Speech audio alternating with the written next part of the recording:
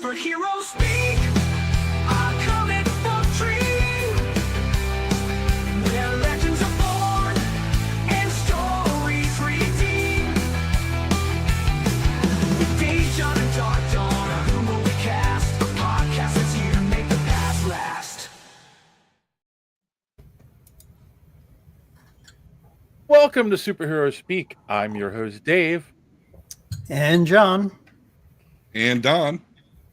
And we have a special guest with us this week, ladies and gentlemen.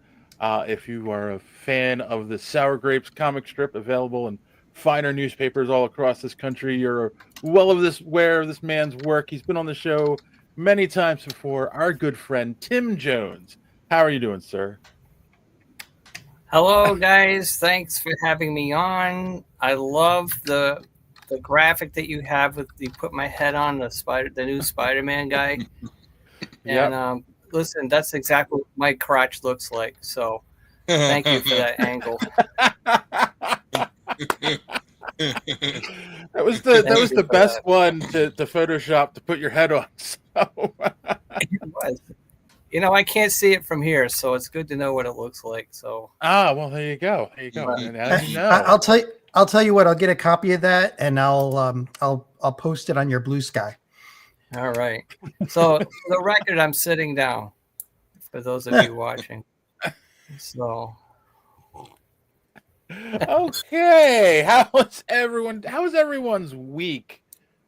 Don, how was your week? Yeah, I had an awesome week. Work went pretty quick. Saw a cool podcast where Tim Jones plugged my voice acting, so appreciate that. And had a good week of Star Wars pen and paper. It was a really fun time. So, yeah, I'd say my week was pretty good there, boss. Cool. John, you have a new lady in your life? Yes, I've been adopted by a new cat. So, Well, that's one and way those to of get you- pussy. no. someone said it, yeah. So, I mean, I know it's out there. Anytime it talks about a cat, you want jokes.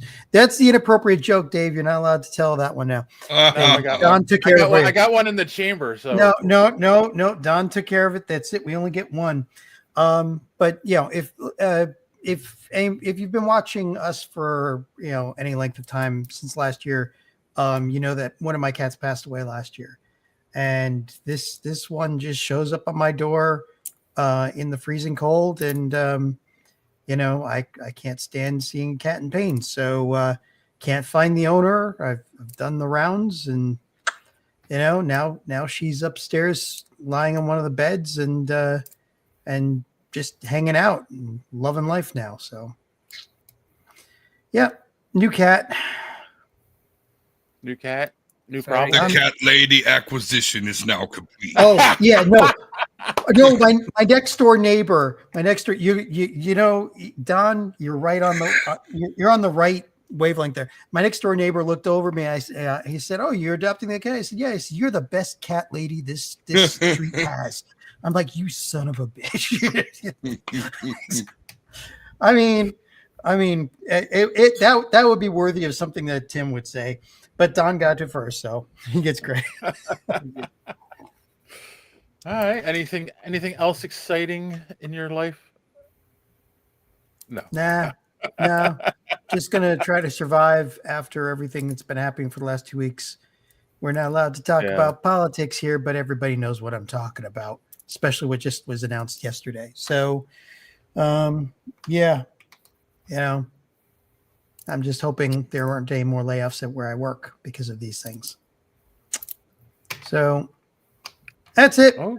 Now that I've brought you all down. Okay. Wonderful. We're going to get to you in a second, Tim, because we want to catch up with everything that you've been doing since we last talked to you. But my week was terrible. Plane crash in your old neighborhood. What do you mean, my old neighborhood? I still live around here. Right. I'm still here.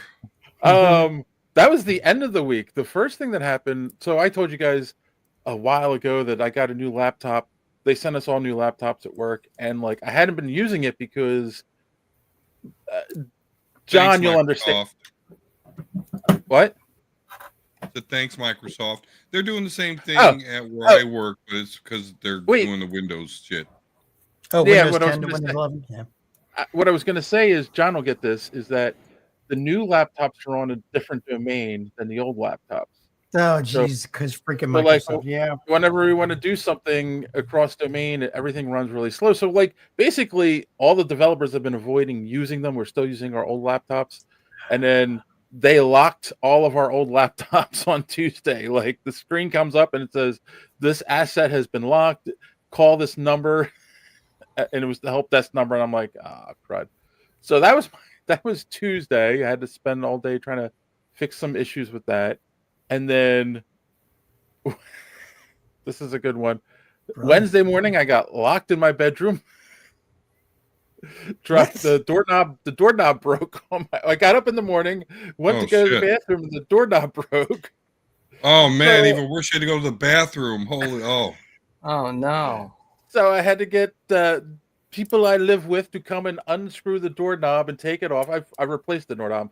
It was broken inside, so I don't know how that happened. And then of course Friday evening, I was in my bedroom and I hear a boom and my house shakes. And Wow, I you're that close. I went downstairs. I'm like asking everyone, did you hear that? No one heard anything downstairs. And then all of a sudden, 5 minutes later, my daughter calls and goes, a plane just crashed at the Roosevelt Mall. And I'm like, what? So yeah. It I was will that say medical this. plane. Yeah. Yeah, it was a medical plane. It something happened right after takeoff to the plane. They don't know yet. They did 7 recover the dead, black box. 19 injured. One of them was a little girl who had just had an operation. Yes, And her mother. they were all Mexican nationalists. They had come to the Shriners Hospital to have a treatment done for the little girl, and they were on their way to Kansas, I think, or somewhere in the Midwest to like visit, and then they were going home. And yeah, the plane just, so I think it broke apart or something. Based on all the footage I've watched, the plane didn't come down in one piece. So something happened. It got up to about 1,500 feet, and then something happened, and they went, and apparently they were trying to right it, but I don't know. The weirdest part of this is there was a drone video that was put out the following morning, or the following day. Someone took a drone and flew it over the area, and it looks like a war zone. And it's just like, Yeah. stuff that you see in other countries that you don't see here, or after wildfires in California or whatever. And it's like, that's the mall I hung out at since I was like 14 years old, and to see that, it's mind-boggling. Like, I don't Well, in the wish it on video, anyone. it looks like it's going like 1,000,000 miles an hour, just Yeah, like a fireball. yeah. It's horrible. And the worst part was, well, not the worst part, but it hit a house, and they're all row homes right there on the streets going away from the mall. So it was the corner house caught fire, and they say that 4 houses got damaged from the fire, and there are cars that are burnt out. And there were people. This is Common Avenue is the main throughway in the Northeast, and there were people in those cars that One caught of the on fire. fatalities was somebody that was in a car. The rest is 19 injured. So, yeah. yeah. Oh, I know somebody that I used to volunteer with at the Philly Comic Book Con that was working at the Verizon store that's literally across the street from where the plane hit. And they were working and saw the plane come down and saw the explosion. So they're really shaken up. So it's I say for anyone, I'm just gonna say, like, for anyone that, like, well, first off, I'm gonna say people who keep posting stuff online about it who don't live here and don't understand, just shut up. And 2, it's tough. Like, you don't realize it until it happens, and I can't imagine the people who are actually there, what they're going through, but just to see these images, and I haven't even gone in that area yet, because, like, it's the Common Avenue's been blocked off because they're still doing investigations. But yeah, I haven't See, gone that way. I know how I feel because I remember what it was like when I took a tour of Breezy Point, New York after Hurricane After the Sandy hurricane, yeah, took out 100 and what was it, 113 houses, yeah. including my grandmother's. They were all flooded while they burned, paradoxically. So, we're really bringing people up here. Yeah. We're really, Well- let's talk about something else. Hey, my mom died a couple of months ago, and no, wait, that's not helping. Tim, All go right. for it. Wait, Talk hold to me, on. man. Oh, Real oh, quick. Bring us up. I have a question for everyone. What? Why is Dwayne Johnson the only man who can turn lesbians? Oh, dear goddess. I told you, Don already used up the slot. I don't know, Because- Dave. Why is Dwayne Johnson a man that can turn lesbians? Because rock beats scissors. Oh, come on, John. That's not even. That's very I mild. mean, that's tame compared to some of the ones you've told. Hey, I You brought know people what I down. mean. I got to bring them back up. It's my job. That Right. was do better next time. So, Tim, I know that since the last time you've been on, a lot has gone on in your world. Yes. I mean, for one, you've been doing animated versions of the strips starring this gentleman below me at the moment This way. as I gotta go this way. There you go. as the voice of Aesop, and Mhm. there's a sour grapes soda out now. I Mhm. mean, things are just moving and shaking for you. How's life been? It's been good. Constipated for this week, but other than that, it just means I don't give a shit.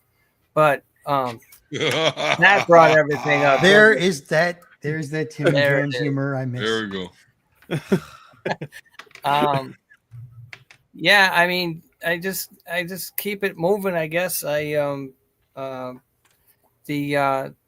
videos that Don and Aubrey from So Wizard podcast, Wizard. which I happen to have the sweatshirt on. See, get a plug. Oh, nice. She was the voice of Constance, and but those were done by my daughter, my oldest daughter, Eiley, and it was just an idea I had, and it was great. We put the music in the background, which was a lot of fun, which is kind of inspired by the music that you see in the Peanuts. It's always got the jazz playing in the Mhm. background. So, but I put blues because Aesop's miserable. So we put blues in there, and That's why he's got the blue background right now. Oh, that's right. And so, and as far as Don goes, I heard his voice. I've been listening to you guys for a long time, and I heard Don's voice when he was coming on, and I was just like, "Yep, that's Aesop." I'm gonna ask him if he'll do it. So he nailed it, and he still nails it. Didn't we just did a video for this old guy? Oh, Yes, it's upside yep. down. And Yes. him I flying definitely need around to and- get a couple of those for my daughters, but and then I can play around and say, "I'm Aesop.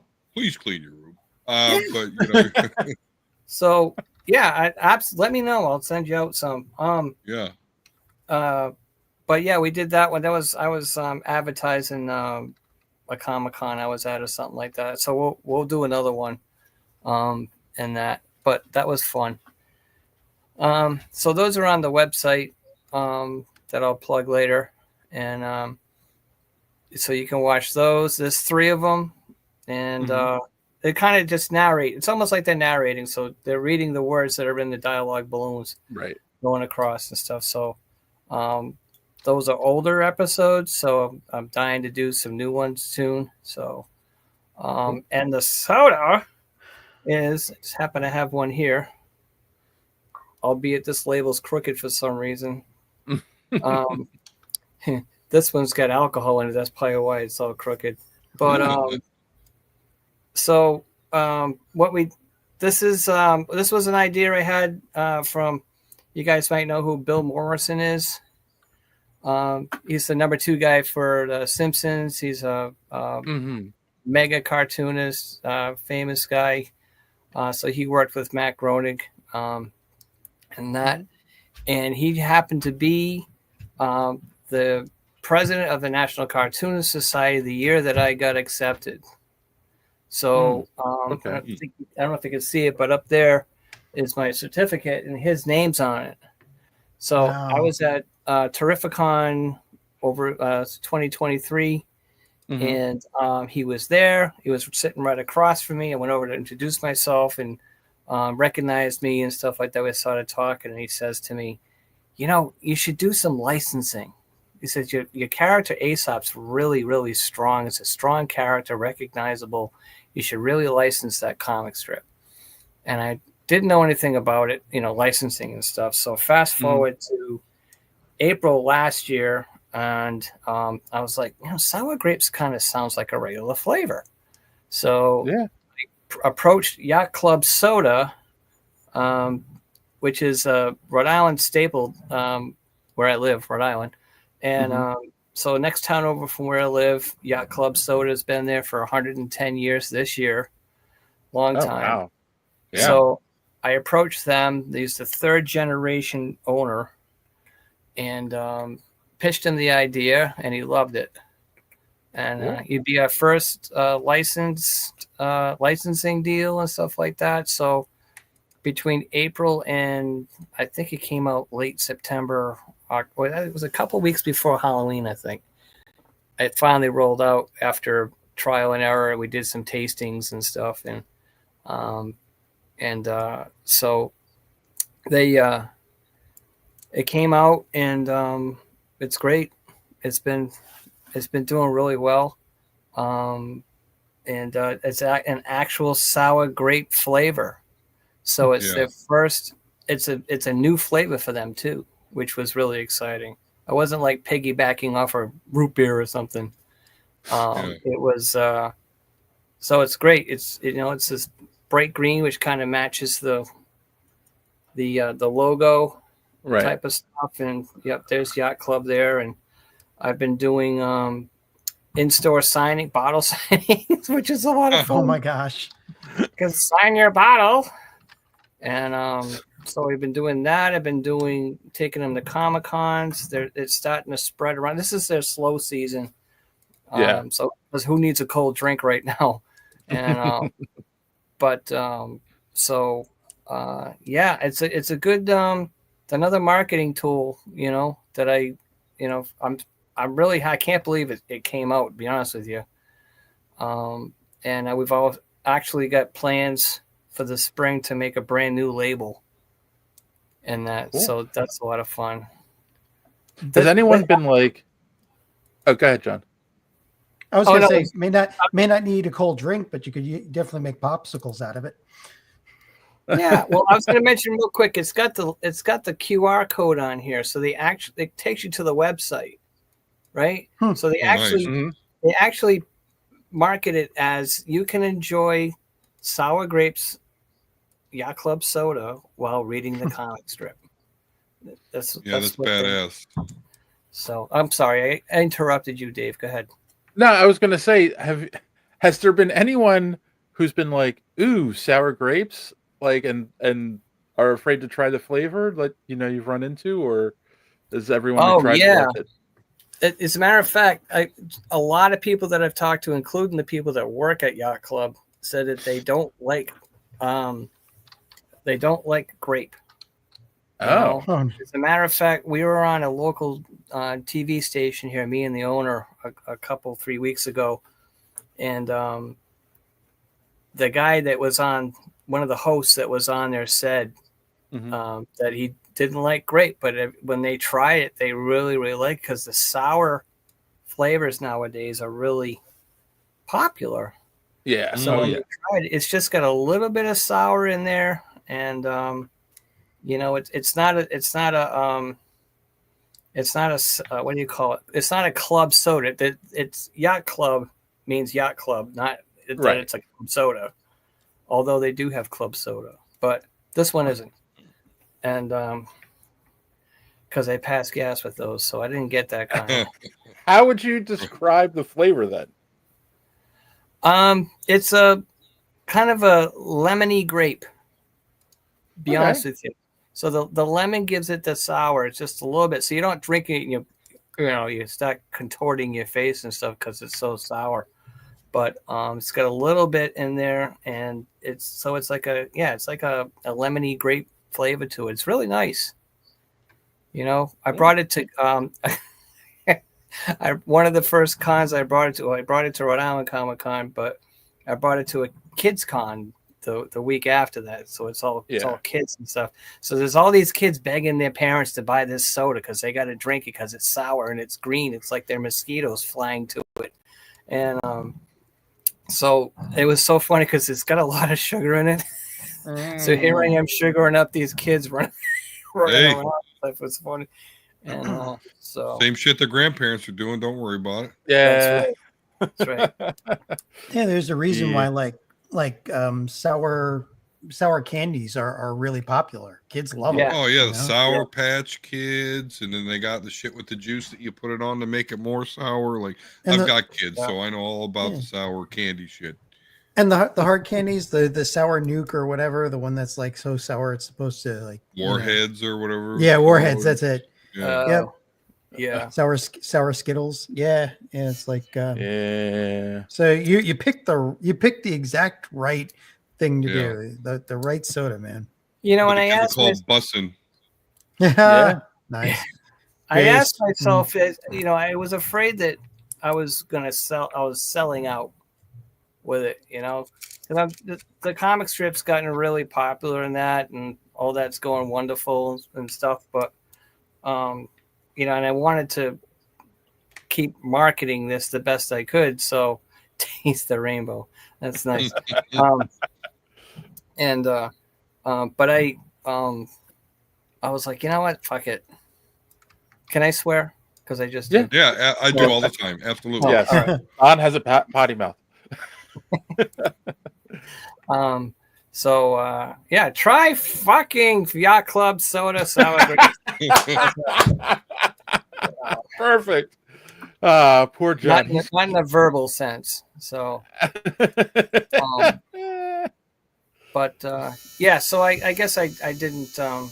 I guess I didn't sell out. I think it's a good thing, Oh yeah. So, No, because I mean, I have to imagine too. People see the bottle, they see Aesop on it, and if they don't know the strip, they get curious, and they probably look it up, and then there you get more fans of the strip. I think it's a perfect idea.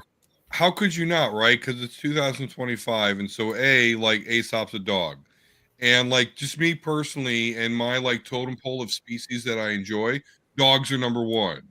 And then like a very very far away second would be humans, because I am what I get.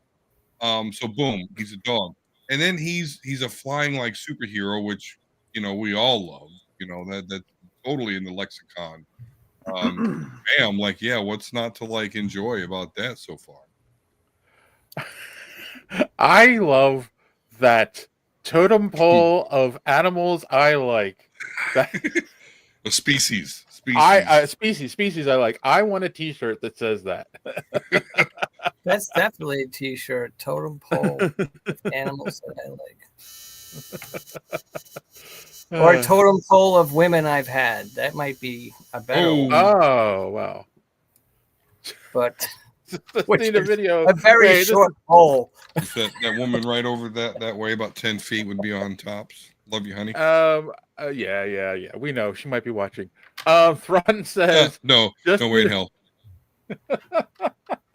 just need a video like Boats and Hose from Step Brothers called Prestige Worldwide. Oh man, That'd be awesome with like me and Tim on a boat, just with sour grapes. Perfect. Let's make it happen. Kind of. And then- Dress up as Aesop. I assume the strip is going well, getting into more papers. Last time I counted, it's in 46 papers, and all the way. I got to start attacking your area Philadelphia, New York, Yeah. Chicago, all that stuff. Yeah. It goes out to Alaska, California, New Mexico, Wow. Oklahoma, Texas, Florida, Georgia, Rhode Island, Massachusetts. Utah. I just got into Utah. Ah. Oh wow, out in Utah. Wow. Yeah. Polar bears can read. I found out. Yeah. You know, Yeah. when Oh, they're done that's with the good. paper, they wrap their fish in it. It's great. So Yeah. this is Yeah, what that's happens. really Oh. This is what that's really happens after cool. 8:30 at night. Yeah. Yeah. What were you Um, say, Don? I just the whole comic book strip thing is really cool because it really harkens back to like at least people my age and older were like I just remember being out like my grandparents and there's really being nothing to do. They've got the paper, but hey, oh look, once they're done, I at least get to look at the comic strips, you know. Like that was really like the first comics.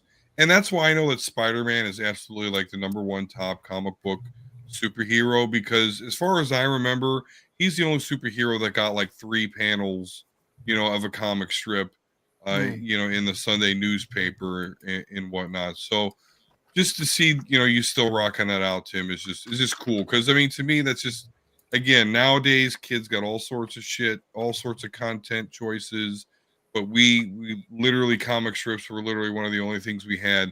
Maybe at noon we get the whatever the Cartoon Express from USA before 2 o'clock rolls around, and you know Grandma's stories come on till 4 o'clock. So it's like it really was a big part of at least again people my age and whatnot in that situation. So it's really cool to see you just kind of dominating that still, you know, in I, 2025. Oh, I That's still awesome.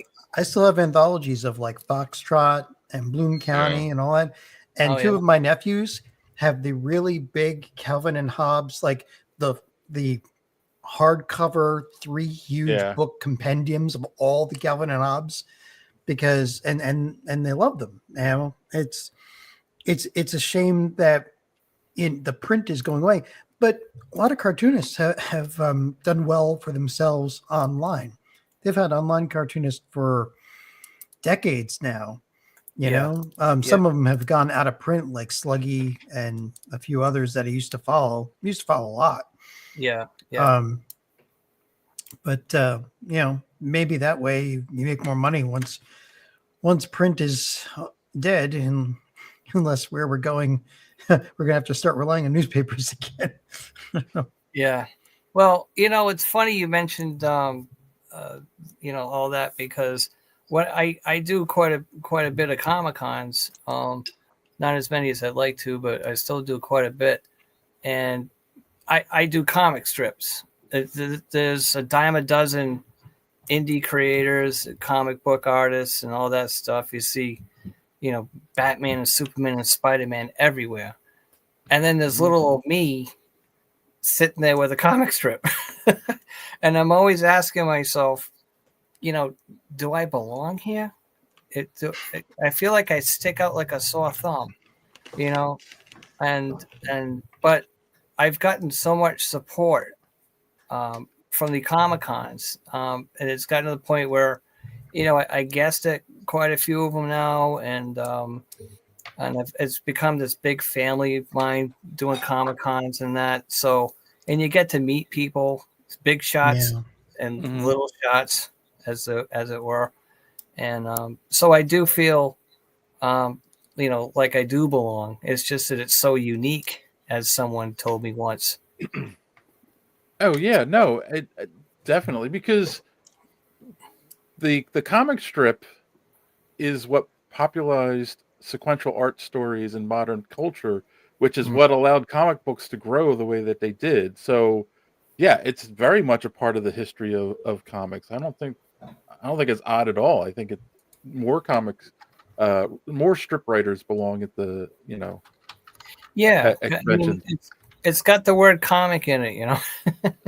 I just Well, and it's a- funny too funny. because Don brought up the Spider-Man strip, and it's funny. A lot of people don't know that strip was actually done by Stan Lee's brother, Larry Lieber. Like like most people don't know that he's the one who actually did the I art didn't know and that. yeah for that strip back Oh in the wow, 80s. So I did not know that. yeah, That's so interesting. it's all works together. You know, you live next to comic greats in the newspaper. Hmm. Well, you know what's funny too is that what the two things that are worth its weight in gold when I do a Comic Con is that people come to the table and they'll pick up a book, one of my books, and they'll laugh out loud.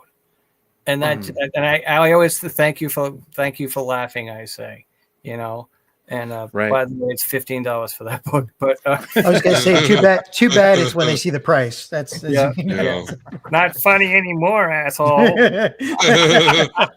Right. So and the other thing is true story, by the way. So the other thing is too is people will say, I read you every week in this such and such a paper, and Yeah. I'll be far away too, and they'll know, they recognize it, and they say, oh yeah, I read you on Facebook, or I see you on Instagram, or I see you here, there. I mean, I'm on some websites as well, so it all comes together. Yeah. You know, it makes me feel good because I honestly just think, I just wonder, like you said, you know, John, that, you know, we may have to go back to newspapers and stuff. I hope so, you know. You're right. Yeah. And That'll help people, the stock prices.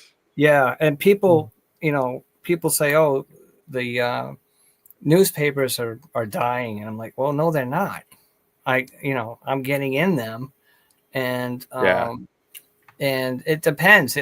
There's a lot of corporations that are buying up groups of newspapers and stuff. I kind of Yeah. weave and bob out of that stuff. I go with the independent papers and the smaller papers. They're not, you know, a couple of pages type of newspaper. They're good sized papers and stuff, but those are the ones that are thriving now because it's local community news.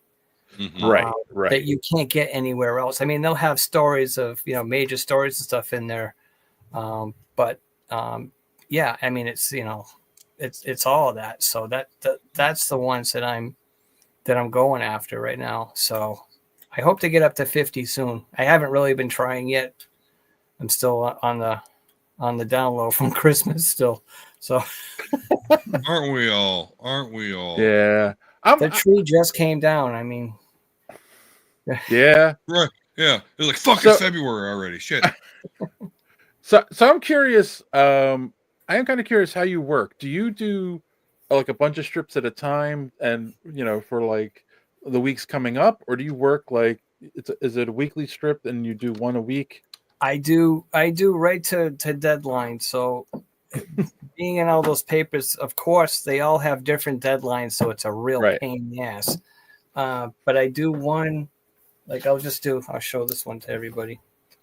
That's how it Ah, starts out. And right.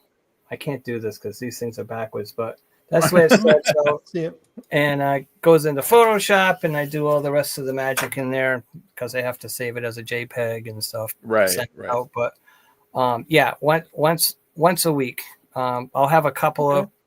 I've never really worked ahead a couple of times, but that way I can keep it fresh that way better. I mean, Yeah. if I get to the point where I'm daily, like all the time, then you have to work ahead. They make you, you know, Yeah. they want you to be like at least 6 weeks ahead, which is, I can't think that far ahead, to be honest with you. But you know, I can't even plan my shits for the week. Never mind. Right. Gotta have some people have schedules for those. Tell me. Do you ever have a week where you're like, I just can't come up with a joke or a concept? Yep, Which- that happens. Yeah, big time. But and if you, I'll tell people that, you know, not to force it out. If I don't have an idea or nothing, I can't just latch on to something, then I'll just put it all down and walk away and not force it, because it'll come out forced. You know, I have to be Yeah. funny. I have to be funny every week. And let me tell you that some weeks are not funny. Yeah. You know, Yeah. Yeah. It's Interesting like- enough. Interesting enough, that's the same advice for anyone looking to avoid anal fissures. Would be don't force it out. That's right. That's Echo right. that. It's the whole constipated joke all over again. Yeah. Yep. Oh my God. Yeah, It's the I'll gift beat that that keeps dead on horse. giving. I'll keep kicking that dead horse all night long. Now, and here's the thing. I think one of the things that really works with sour grapes, is that Don't forget- they're totally unique characters, and it's a little sarcastic setup and punchline joke, a little cute little joke every week, or a pun or something like that. And you do, I feel like you do try to avoid politics and those kinds of things and like world events. Are you ever tempted though to be like, oh, let me do let me throw something in this week, or you're just like, no, I did do one not too long ago about jury duty. okay. Or what was going on in the news. And we'll just say that. And so I was like, you know what? And I knew someone that went on jury duty, so I kind of tied it all together. See, the strip is based on my life, or what happened in my life, not necessarily my life can be pretty miserable to begin with, but like, holy shit, you're a flying dog! Oh my God. That's right. I thought you were the flying dog. He is now. Yeah. Well, yes, I am now. Oh, believe me, I have a whole dissertation I'm about to give. I'm about to go way deeper than anyone should with this, but I digress. Go ahead. Wow. I said that to a girl once. Yep.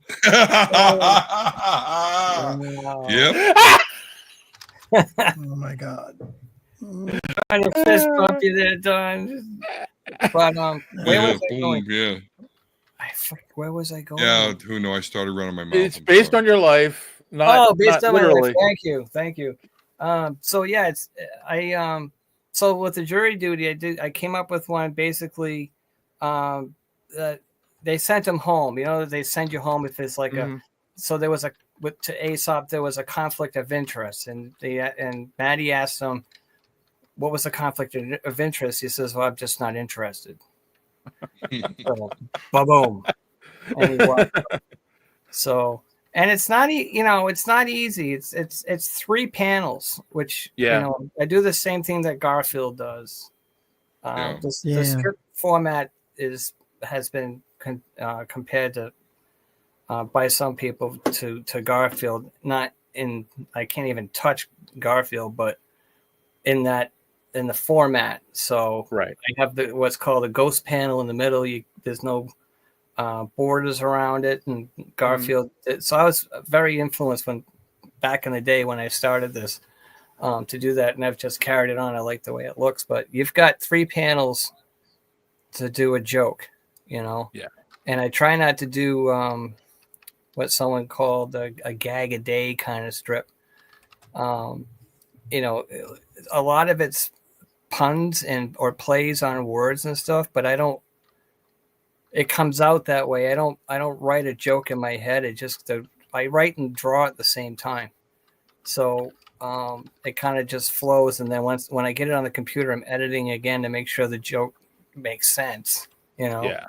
And so as long as it makes sense and it's not funny, that's fine. Not the other way around. Yeah. So, yeah.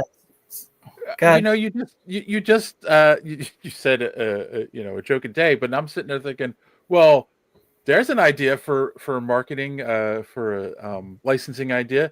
A calendar, one of those calendars where it has the strip on it. They've all done it. I had a Dilbert one at work once. I'm sure Garfield has that one. I thought about doing a calendar. I can't find the time. You only have to think of 365 new jokes for the calendar. I mean, come on. Right. So, I get to the point where I want to do one, and then it's too late. No, now I got to wait till next year, and that's my car salesman that just came up. Nice. That's Mustafa. Hi, Mustafa. That's my car salesman. Fridge magnet. There you go. There's an idea. I got him a fridge magnet when I went to Ireland. I got him a fridge magnet. Oh, okay. So I know. You got your car salesman a fridge magnet from Ireland? Yeah. Yeah. Wonderful. He sold me a car. I got to get him at least a magnet, Okay. So Yeah, why not? that tracks. But There you go. sorry, Mustafa, I couldn't find your name in the Irish store. So Yeah. Oh, it wasn't this is gonna there. be all night. All right. It's fucking awesome. I love it. We're going 2 hours tonight. Strap in, boys. Oh my God. Oh, All dear. right. I All love right, the you know what? Keep them coming. I love the questions. I could do this Well- all night, but okay, go ahead, go, Don. I'm about to Go. say, I'm gonna give you don't the you props. There dare. you go. Yes, absolutely. I'm the voice of Aesop. No, I'm just kidding. Other than what I said about the comic book strip stuff, Jim, and I know this isn't your intention at all, but I look at like the character Aesop, and I'm not going to go down a religious road, but it kind of does for me personally, because I look at Aesop and I see like this dog who fucking dogs are awesome. So Bing, check one. Mhm. He can fly. He's a flying fucking dog. Who doesn't want to fly?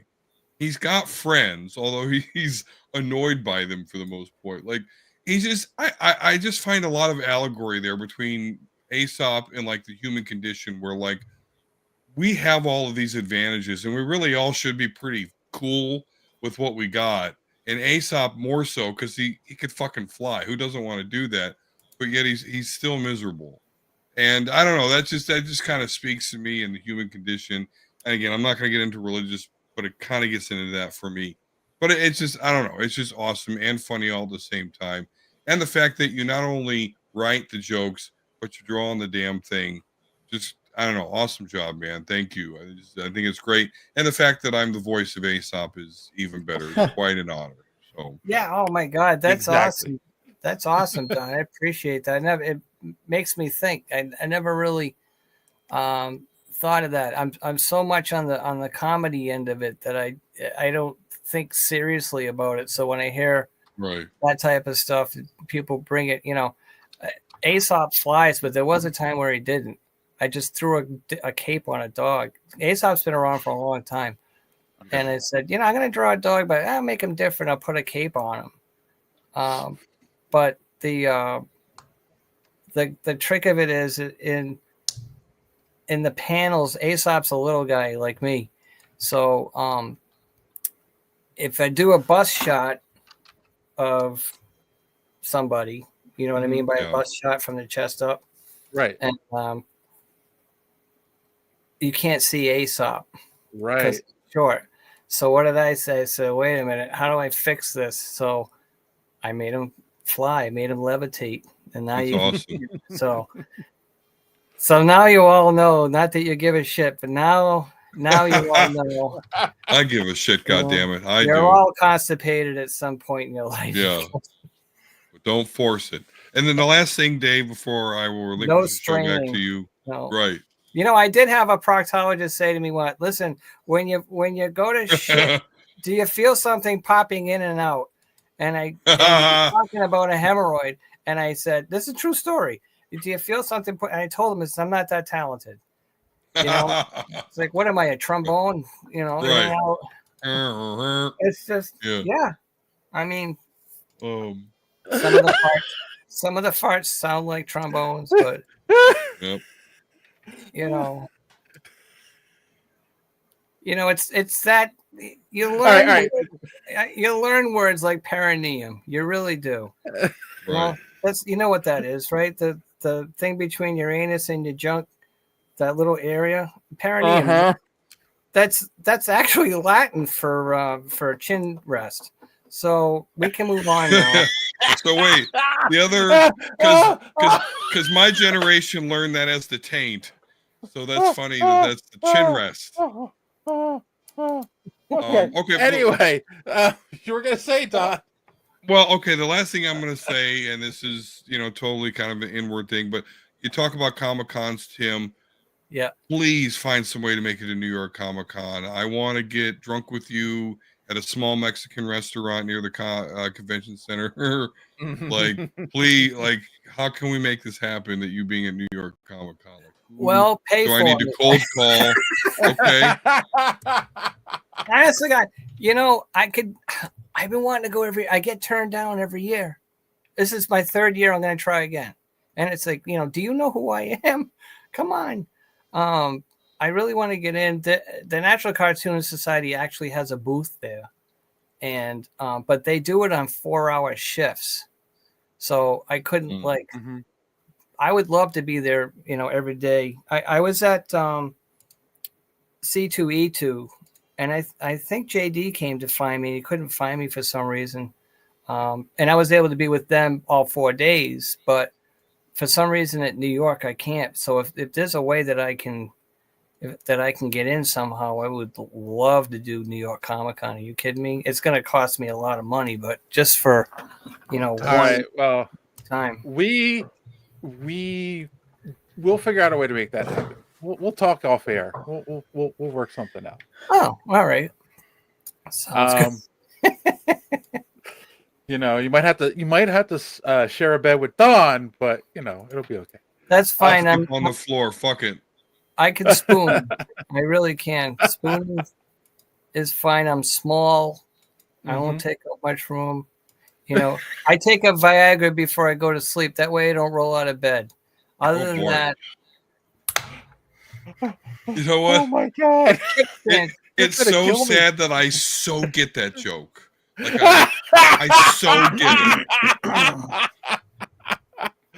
it. I see you put a new clip on here, Don. So you know what I say? honey. Oh, You know what I say to people What? who don't understand that joke? They deserve to die, and I hope they burn in hell. love it. I love it. All right. Well, all right. We could do this all night, but I think we got to continue on with the show. So we're going to take a quick You're the break. boss, you say so. As Don tells us, some more great podcasts you can check out and where you can find more superheroes speak. Good evening, plebeians. Darth Don here to tell you that Superhero Speak is not just a YouTube show. It is also a website. You will go to superheroespeak.com, where you can find all the social media links to the show, comic reviews by Chris, and most importantly, our merch. You will buy our merch. And while you are on the HoloNet, you must check out the rest of the Geek World All-Star Podcast Network, an influential conglomerate of podcast shows like the Pop Prism Power Podcast, Vault 45, That's So Wizard, Fans on Patrol, Twisted Mind of 8-Bit Ray and the Gorilla Brain podcast, and of course, the powerful Superhero Speak. Plug in hashtag GW All-Stars, and you will not be disappointed. And if you do not comply with my request here tonight, I will torture you by making you watch The Acolyte, the one and only season, over and over again. Now, if you'll excuse me, I have a double feature to catch. They're showing Blade 2 and The Matrix Reloaded at the drive-in. Now, back to the show. Watching Don get up and walk away and time it perfectly, come right back right before it's over. I feel like I have to buy some merch now. Well, I was gonna Yes, say, I'm yes. gonna say for those who are watching, and you've gotten this far in the podcast and you haven't done so yet, please click that subscribe button, click that bell for notifications so you don't miss us when we go live here every Sunday night at 8:30. I got something to say about that in a second. Um, if you like what we're doing here, smash that like button. It really does help with the algorithm, gets the show out there even more, gets our name around there. And if you're so inclined, if you feel up to it, check out our merch store. Link is in the description below. Get yourself a Superhero Speak t-shirt today. They're the best t-shirts for a podcast on the internet. That's what everyone's saying. At least that's what I've heard. So check out our merch. And what was that? I'm gonna get one. Oh, I'm cool. gonna get a shirt. Awesome. Definitely. Well, we appreciate that. So yes. So thanks. And thanks for I don't remember what I was going to say. Oh yeah, wait, another quick announcement though. Really, another quick announcement since we are normally live on Sunday. Next Sunday, boys and girls, is the Super Bowl. And I'm not a big football guy, but my team is in the Super Bowl this year. So God. Okay, We will so not- John, what are we talking about, buddy? so I Go figured Giants. I figured we would, Wait, there's a football game? I'm not above removing you from the stream. So I was going to say most likely we'll be live Monday next week instead of Sunday. Man, what did Ron say here? Picked up a green chick row black series in the wild. Yeah, the other day. that's yes, the chick from the Acolyte. Yeah, okay. Huh. Would Yeah, you believe yeah, they're cool. having the Super Bowl on my birthday? My birthday is next Sunday. Well, wow. see, Having the damn it. you can have a big party, get some wings, get a 6 foot long sub, and invite some people over, and just tell them that it's for the Super Bowl, but they're actually there to celebrate your birthday. Get yourself a cake, and you'll feel good because people will show up. Anyway, if I invite people, that means I have to clean, oh, that's true. and Let's take I'm trying to forget a it. quick commercial break. I And don't we'll want come to back with some news. Hey, Spidey, isn't Marvel's new Pizzazz magazine fantastic?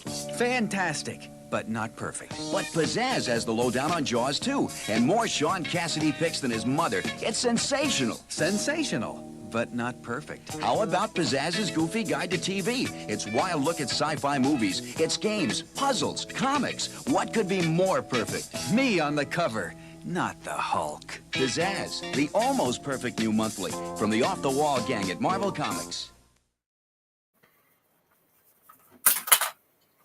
But a goodie. See, You Tim wasn't guys. expecting a 30-second ad. See, That It's an ad art. is so dated. Yes, it That's is. what makes it funny. Nobody Yeah, knows exactly. who Cassidy is anymore. And the Partridge Family and all that. No one Holy knows what a crap. magazine is anymore. All right. True.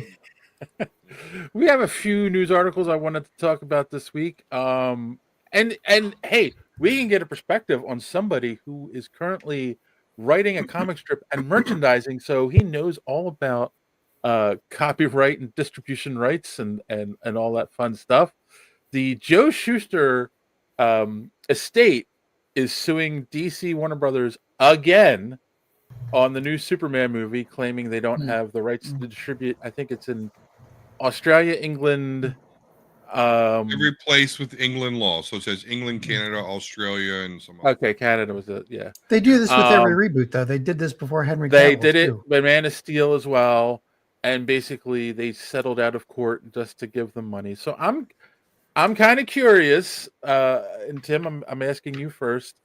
Like, you own a property; it's something you created, but obviously Joe Shuster has been gone for a while now, and this is like his estate, so it's probably grandkids, distant relatives that own the estate. I'm not sure, that are suing on his behalf. What do you think about that? Like, do you think it should die with the creator, or should it go to the estate? You know, I think I understand what they're doing. They want to keep the legacy. I think it's about the legacy and Okay. of it. And I would, I mean, I kind of agree with what they're doing. They're just trying to, you know, keep it in the family, as it were. And I mean, yeah, they'll probably settle out of court again and get that all. Just kind of keep, you know, I I can't compare myself to it at all, but I put a little copyright on my strip. Mm-hmm. And I remember talking to someone at the it's like I'm gargling cement here. Hold on. And you got to try it sometime. So That's what she said. Yeah. it's the ADHD kicking in. So so I talked to someone at the Library of Congress once, and they told me just by doing that, you're putting the world on notice. You're saying copyright Mm-hmm.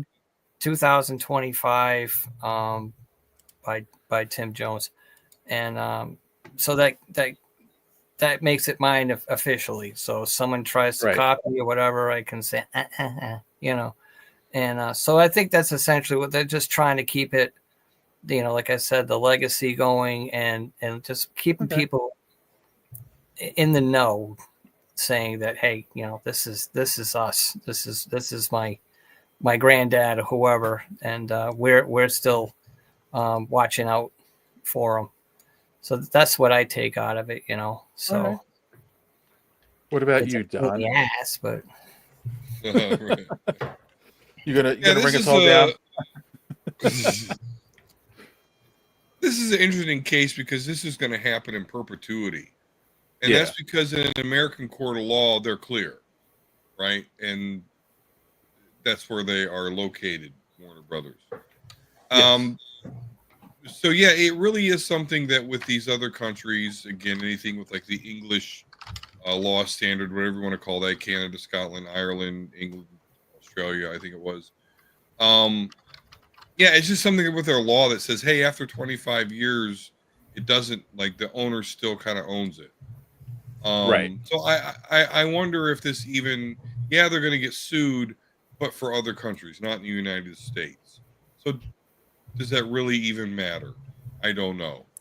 mhm. This is obviously something that anyone that has the rights to Superman is a problem that's already baked in to owning the rights to Superman. Right. Which is, hey, anytime you do something, by the way, people in Australia and England and Scotland and Canada are going to sue you. Okay. I mean, I'm sure it's part of their risk assessment. So it seems like bigger news than it is. I thought it was kind of bigger news until I read the article and where I was informed, like, this is the United States. It's, you know, those other countries Right. about I think legal when I systems. saw that when I saw that they'd also did this with Man of Steel, and I think they did Yeah. it with Superman Returns as well. Like They did. I was like, Yep. yeah. I was like, okay, so this is a tactic. So I don't know, John. What do you think? Well, there's like two reasons why copyright law lasts right now for the life of the person that owns the copyright plus 70 years. And that's Right. because every time it comes up, the limit comes up in Congress, nobody's going to vote against Mickey Mouse and Superman. Seriously, Mickey, like Disney is the reason why copyright law lasts for 70 years after the death of the copyright holder. So, like every year, people celebrate on January 1st the day when a lot of copyrights go away for a lot of classics. Because then those classics can be distributed without having to pay some family that's been holding on to it for so long, you know? Yeah. Now there's good things and bad things. And the one thing, if you get a family that cares about the the material, then they can be a shepherd for it and keep it, from being corrupted. Right. Superman hawking Burger King or something, which he probably has done in the past for money. I am sure. But there's things that could go wrong. And to wit, I would mention the all the horror movies that are coming out now with the not Mickey Mouse but Steamboat Willie masks and all that. So there's good things and bad things about it. You get a family, and at some point it's going to run out on Superman, and at that point Marvel could make a Superman if they wanted. I mean, literally use Superman. So it'll be interesting to see what happens when that happens. But at some point it has to end, and we are getting close. I think I forget when the creators of Superman died, but we're getting close to the end of that one too. Oh, I'm sure. I'm not. I don't. It was early 2000s. It was like 2005. Oh, 2005, really? Yeah. Wow. Yeah. I thought they had passed away way earlier than that. Oh yeah, then we've got another 40 years then. So But the yeah, I mean, it's interesting, like 50 because years. go back, I think Cleveland, 25 or I years know ago. about the origins of Superman. That's a whole other I think discussion. it's you go back 20 years ago, whatever. They didn't even get credit. Schuster and Siegel on things, And it was this is Neil one of those places where the copyright actually benefits because they right, should've- and it was Yeah. Neil Adams who like fought to make sure that they got recognized and got the rights back and all that stuff, and like he crusaded for that. So I get that, but then I don't know. I think it's weird that like it then opened the door for these lawsuits every time. So Is that all a function though of the current copyright owners being greedy, or is that because, like with Marvel, they are still trying to not pay the creators anything, even with these billion-dollar movies coming out now? I Well, I don't know. They don't make very billion-dollar Marvel movies anymore, John. Come on. okay. Let's not go We'll down see what that happens with rabbit Doom. hole Maybe just they yet. work their way back. But the thing is, But I think it's maybe a little bit of both in a sense. Like I think they're good because of that aspect, because they need to make sure that the creators of these characters sometimes don't even get credit in the movies. They don't even get a line credit, let alone any money, because it's all under the work for hire aspect of it, which is ridiculous at this point. yeah, it is.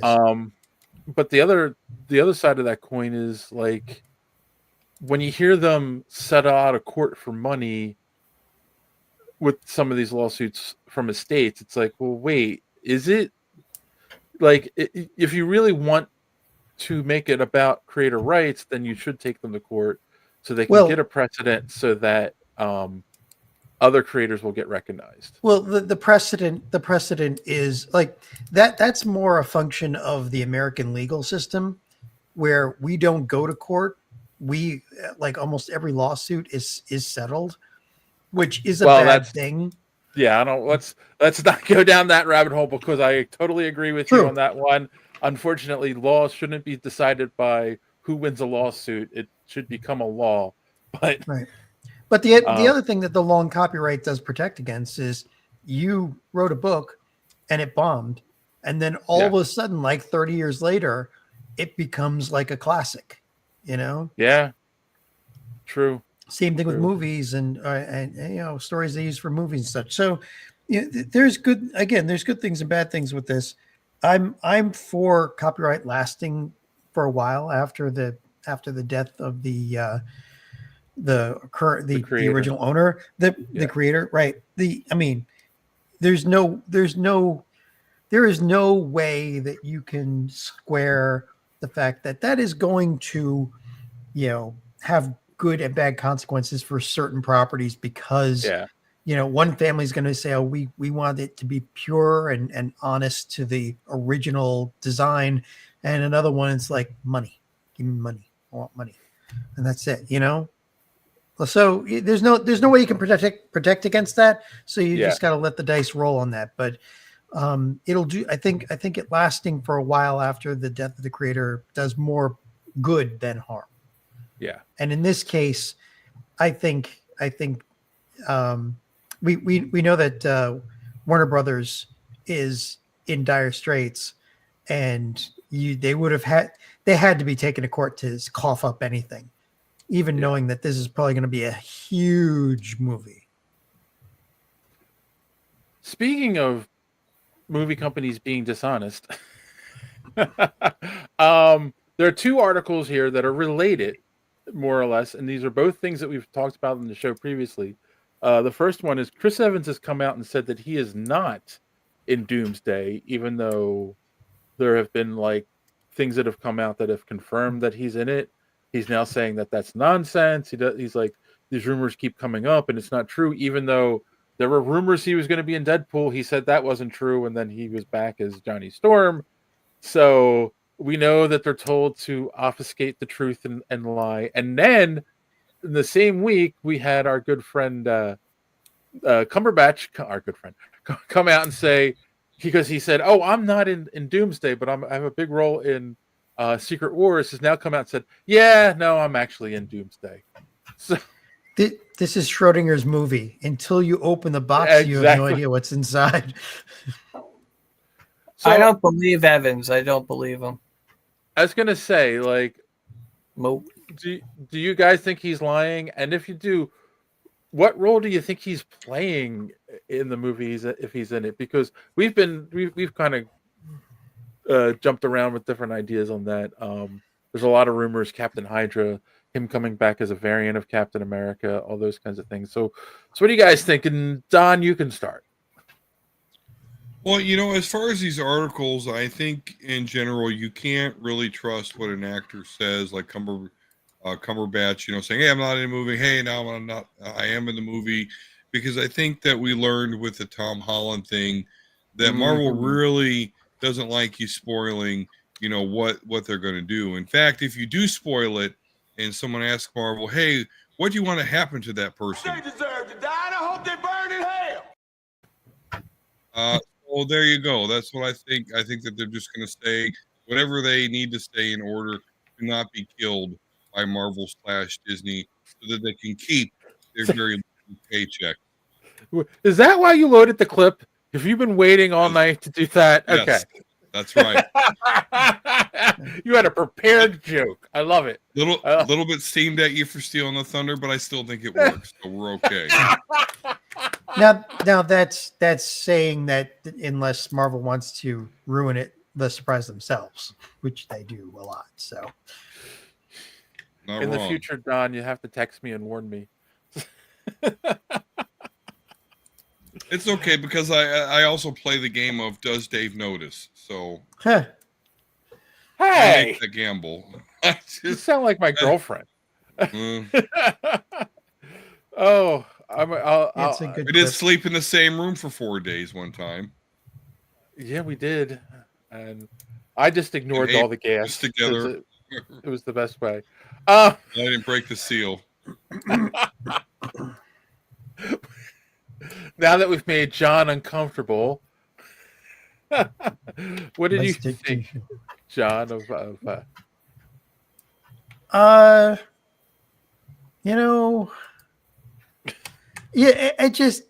unless your name is Tom Holland, then you could probably assume that they're lying. If it's Tom Holland, then you just wait to see how many lawyer ninjas are going to attack him. But otherwise, yeah, it's. I'm glad because I am tired of things being spoiled in these movies. I think you're going to get more bang for your buck for word of mouth if people come out of that movie going, "Holy crap, did you see that?" And then and then in this day and age, texting all just putting out on like Blue Sky or something. Hey, this movie's cool. So yeah, I mean, I'm happy with not really knowing anything until I go into the movie. You're happy with not knowing things a lot. Um, how about you, Tim? What are your thoughts on who's in the movie, who's not in the movie, who they might be playing? Well, I like I said, I don't believe anything he's saying. You know, these Marvel movies, you need the big three. I think once they lost the big three, it just started to take a whole different turn. Mm-hmm. So Sadly. with Chris Evans, you can't get anybody else to play the Steve Rogers Captain America. You can't do that. I mean, you can change it up with Sam Wilson, but with Falcon, but I don't. I think something's going to happen. It's going to be Steve Rogers. I have a feeling that I really like the storyline because I did hear that Peggy Carter's coming back. I think that's not till Secret Wars, but it would be kind of neat that they do something along the lines of the Hydra Stomper with Steve Rogers inside, That would be and cool. kind of giving him, if as long as he's in the, so it'd be the older Steve Rogers that we saw in that came back in Endgame, and so I envision him being able to be in the Hydra Stomper suit and able to do all that stuff, and then maybe Peggy Carter as Captain Carter, but that's just a fantasy. But yeah, I have a feeling he's going to come back. I think he's full of shit, and we'll see what happens. Yeah, no, I like that idea. I mean, Tim, I think you like happy endings, so maybe that's what the what the thought is there, because they touched on it in the What If series twice. They did Yeah. the Hydra Stomper, where he's still Skinny Steve, and then he gets captured and brainwashed um and all that stuff, and then they did like with the medieval episode. I don't remember if it was season 2 or season 3, Yeah, where they I were think like that was they were good. yeah, and they were in olden times, and there was their version of Captain America, and basically they were kind of like doing this thing where they're not destined to be together. Like they can't, the universes are conspiring against them, and they just couldn't be together. And I kind of feel like my feeling is they're going to do. He's going to be Captain Hydra, like the evil variant of Steve Rogers, who lost Peggy, and that's why he became, basically went to the dark side. To borrow a Star Wars reference, and there's gonna be a conflict between the two of them, and it's gonna be like, is she gonna bring him back from the brink, or are they gonna confront each other? That would be an interesting story to me. So that's kind of where my head is at with it. I say that the old Steve Rogers somehow gets re-injected with the serum, and it brings him back into the young Steve Rogers, Captain America. You know what I mean? But that's Yeah. another. That would Yeah. be that'd be neat. That would be cool. They could do Nah. anything. Yeah, I think we all want Chris Evans back as Captain America. I do. And then, Definitely. yeah. I think they need him back or somebody like. Absolutely. Yep. I mean, it'd be like the scene in Infinity War where he's in silhouette. And everybody's wondering if it's really him, and then all of a sudden they show. And I remember being in the theater, and everybody just went nuts. When the train goes by in Infinity War, and it's him. I want them to bring that back into him coming back, where you don't know it's him right away, and then all of a sudden the place will go nuts. So Yeah. I mean, it's funny because both actors have kind of said in interviews too, like, would bringing them back cheapen their roles in the movies, their endings, and it's like, I don't think so. Bizarro Avengers, yeah, I think that's what we're getting in Secret Wars Thrawn. So, and then along those lines, though, there was this other article. It's a rumor. It's not confirmed or anything, but it made me think about this. So they're saying in Doomsday they're going to bring in Ghost Rider to the MCU finally. And there's no they said that there was a casting call that was put out for Ghost Rider. And that's where the rumor was born from. I don't know how true that is. But it made me think like, oh, they have done that in the past. Like they introduced Wanda and Pietro in Age of Ultron. They introduced Spider-Man in Civil War. So these big ensemble movies, they do use as an excuse to bring new characters in.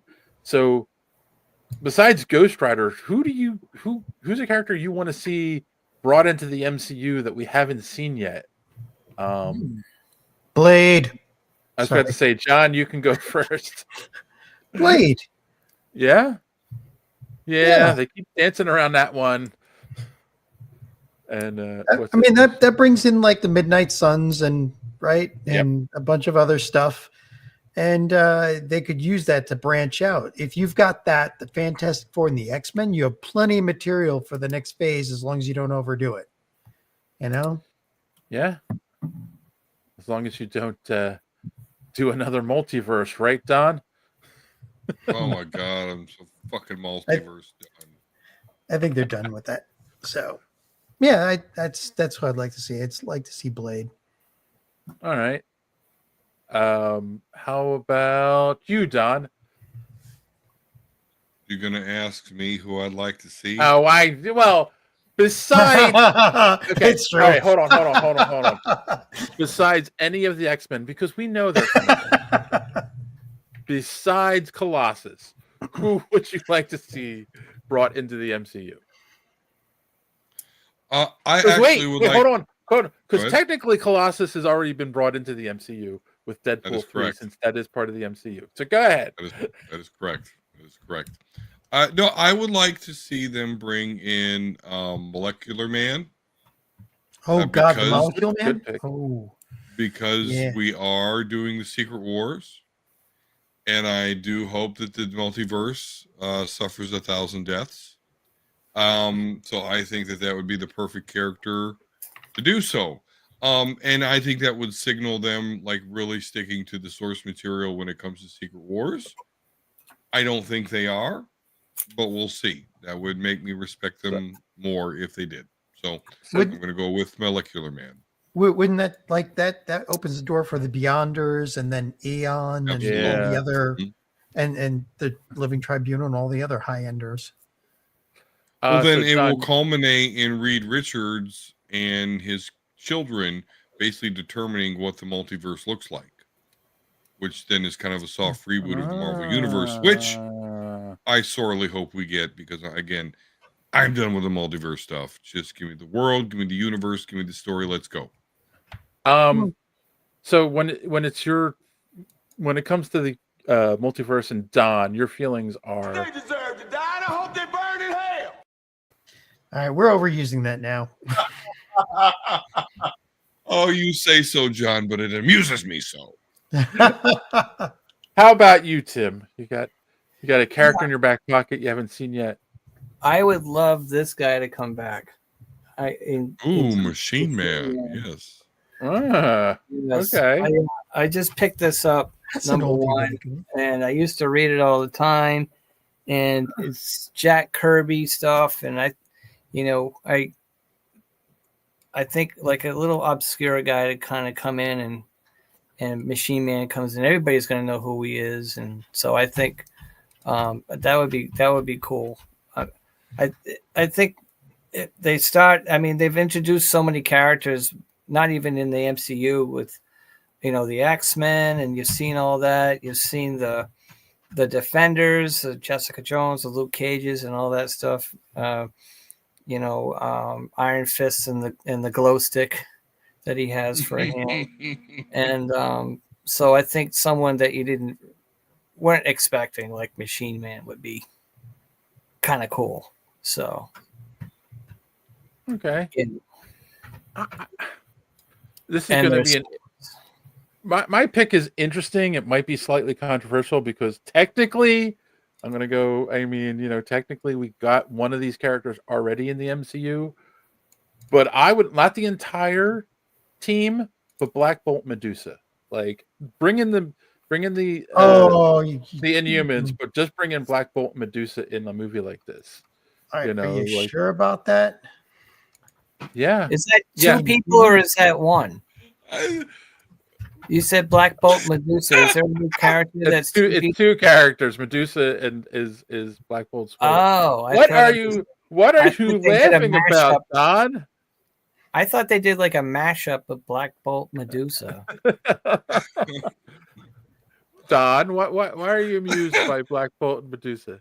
because they're the two lamest fucking characters ever. Oh, They're come on! You included. don't like the Inhumans because Black Bolt sucks. Come on. they tried to replace the X-Men with the Okay. Inhumans. Yes. Okay. I could tolerate you saying Black Bolt, right? Because I at least like kind of respect his character on the Earth X and the Universe X shit, with Alex Ross, which is fucking goat. But you fucking Medusa, dude, come on, man. Come on. If The last done right, time we she can saw be- her, if she was done right, but the last time we saw her in the MCU, she cut off her fucking hair. And that wasn't the MCU. They've already established that is part of the universe, the Agents of Shield universe, which is now not canon. But the MCU one, Black Bolt. Verse. But in the What? MCU one, Black Bolt blew out his own brains. So Yeah, no, but Fucking that's that was horrible. I don't know why they made that choice. I mean, and it really was Reed Richards' because fault. that's what Black Bolt would do. That is not what Black Bolt would do. That was Reed Richards' fault because he revealed to what's her face? I was gonna say Elizabeth Olsen, Wanda, like what his power was before he got to do anything, and it was that was so Smartest that man. was in so the- in poorly the world, written. right? I mean, we all know how I feel about Multiverse Madness. Like, well, it wasn't a great movie. So yeah, I don't know. I like the Inhumans if they're done right, and I know Don hates them because they're the anti X-Men. But okay, not only were they the anti X-Men, right? But like they did an X-Men versus Inhuman storyline. And the Inhumans whole like hill that they died on was, yeah, we know that the two clouds of Terrigen mist that we let out kills mutants, but so what? Fuck them. Like, are you kidding me? Okay, I'm done. Fuck the They Inhumans. are the less interesting, less powerful X-Men, but my thing is, I would love to see them taken like they did with Guardians of the Galaxy. No one gave a fuck about the Guardians of the Galaxy until James Gunn came in and made them a great movie. Like, I think you could do that with teams like the Inhumans. And I do know that what was the other team that no one likes? The movie with the celestial coming out of the earth. What was that? Was Eternals. Eternals. Yeah. No, the Eternals are just as bad. But that was such a badly written. Temu X-Men. That's all they are. Temu X-Men. Oh, You're right, Paul. That's You're horrible. You know, Thrawn. Thrawn, I used to like you. Oh, But- here we go. But you know what I say to that? I would have I don't said, remember asking you a goddamn thing. yeah, they're what you get when you order the X-Men from Wish. Black Bolt can destroy you with a single word. Okay. Yes, and they probably wind up that's killing legit. themselves. That's Just legit. once I want to hear Black Bolt burp, and it would probably Right. about That's what started the LA wildfires. Anyway, that's right. so that was my thoughts. I don't know. You know what? Let us know in the comments down below what character hasn't been in the MCU yet that you want to see, because there are plenty out there. There are characters that are coming in. Like, that's why I didn't say Luke Cage, because we know he's coming. Like, we know Frank Castle's coming back. We know Daredevil's coming back. Like, they're some of my favorite characters, really. I don't know about Iron Fist, if we're going to get a new Iron Fist or if they're going to bring in Finn Jones. We'll see. I'll do it. I'll Is do it. Finn your cousin? I just realized that. You know, And Finn what Jones and is Tim. his last name Jones? Yeah. I never heard of him. Nope. No. The glow stick of the destiny guy. Yep. No, I don't Yeah. think so. They All just did right. all wrong. I'm sorry. They did. They did. All right, guys. Let's take a quick commercial break and come back with our main topic. Wow, the stinger. Timmy, I'm from the Dream Come True Fantasy Contest. You ready to wrestle? You bet. Mom, Dad, it's really him. Hold on. Okay, now I'm ready.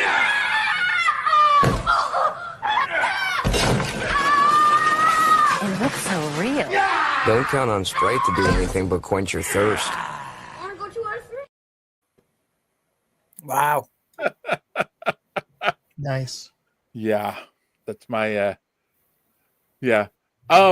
And if you're wondering why I'm not showing the other commercials, there's nothing against the other podcasts, but I want new commercials, guys. So if you're watching this or listening, so Wizard, Cult 45, get me a new ad, Fans on Patrol, or if you've got a podcast and you'd like us to advertise you on our show, hit me up at davidsuperheroespeak.com and we will play your ad every week here on the show. So, all right, guys, there is a new version of Spider-Man out there on Disney Plus. We got the first 2 episodes dropped this week, and it's your friendly neighborhood Spider-Man. It's an interesting take. Before we get into it, I did want to point this out because I saw a thing where they were talking about they had a near perfect score on Rotten Tomatoes. So, right so far, it has a 97% on the tomatometer, so that's the critic score, and a 63% of the viewers. So I'm kind of I have a lot of thoughts on this, so I'm kind of curious what you guys thought. Don't worry about spoilers, we're not going to do any of that stuff. Let me know. So I'm sure we've all at least watched the first episode. I watched the first 2, and of course our guest Tim, you can go first. What did you think of this take on Spider-Man? I thought it was fantastic. I mean, it took me about 5 minutes or so, no more than 10, to get used to the art. You know, me being an artist, I was watching it for that mostly, and so it took. I was like, oh, what if kind of art look to it, but after a few minutes, I was just like, this is great. You know, different take. I love the web shooters, you know, and just the whole thing. They make it look like it's like I said to my daughter, it's like a dumbed down Spider-Man into the Spider-Verse. You know, so it still looked like a comic book, but it wasn't so, you know, those things were incredible artistically. But this was, I think this was done really well. It was a lot of fun to watch. You know what I mean? A different take on it, and you know, characters coming in that I didn't expect, which was really cool. And like you say, there's no spoilers, so I don't want to get into the details of it. But no. I meant usually we do like an initial take and then go to spoilers. I meant you guys can spoil all you want right now. Like yeah. Yeah. This isn't a movie. It's on Disney Plus, so people can, you know, spoil away. That's what I meant. Yeah. Well, I the way that they had him get bit by the spider, I thought was kind of cool. I didn't, you know, expect that at all. And then when I saw it coming out of a portal or something, you know, one of Doctor Strange's portal. There's the multiverse coming in again. It's almost like when you get that lingering piece of shit dangling and your asshole closes up. That's kind of what happened with that. It just kind of snapped the web and the spider fell. That's kind of what went through my mind a little Dingleberry. bit. So Dingleberry on a string. Yep. Tim, do you need to go to the bathroom? Just you can be honest. I mean, I'm you know, after I haven't gone in quite a while. I'll be okay. So no, but I thought it was great. I thought it was a lot of fun. I watched both episodes back to back, and the second episode landed on an awesome cliffhanger. Yeah. I was just like, whoa. Kind of on the same idea as what was it? No Way Home? Was it No Way Home? Or where James Jonah Jameson figured out who was Peter Parker or something. Oh yeah. Yeah. No Way Home ends with no. Far From Home ends with Far that. From and Home. then Yeah. that's where No Way So Home. that went through my mind. I was like, oh, okay, here we go. But it's Norman Osborn that saw it on camera or whatever and stuff. So little similarities there. Like the scene where he comes home and Aunt May's on the couch. And I was like, oh wait, it's Tony Stark, and it's not, And yeah, it is. They did it on purpose. It is a shot-for-shot recreation of the scene. Yeah. So same music too. Same music. Yep. Same song. But I love the way I've seen some clips where he's got a different suit on. I don't even know if that's him. The blue suit? It's a white and black suit. We'll get to that in a second. Oh. What did you think, John? I liked it. I'm surprised that the tomato score is down on the audience side. The critics seem to like it, and I usually don't agree with the critics, but I did like this. I mean, it's a new take. There's been I don't know how many Spider-Man animated series now. Like we've seen, and I'm talking since At least a dozen. Early, I'm talking since the early 70s, 60s, right? 60s. The original, right? The original. Oh, series right, the was 60s 64. where he's swinging through and they have the same background for like 5 minutes go by. Yep. Yeah. They were saving a lot of money there. I like it. It's an interesting thing, especially with Osborn on that cliffhanger. Because now you don't know where the hell it's going to go, because normally you know what the beats are, but that's a different song. So I'm interested to see where that one goes. Okay. Don. Well, it definitely is a little bit preachy on the political end. But outside of that, I feel that this series, the first 2 episodes that I watched, really did keep to the essence of Peter Parker. I think that the representation of the main character of the series, again, for someone that isn't the biggest Spider-Man fan, still did keep that frantic essence of Peter Parker, the boy genius in high school that keeps being late to everything because he's using his power responsibility.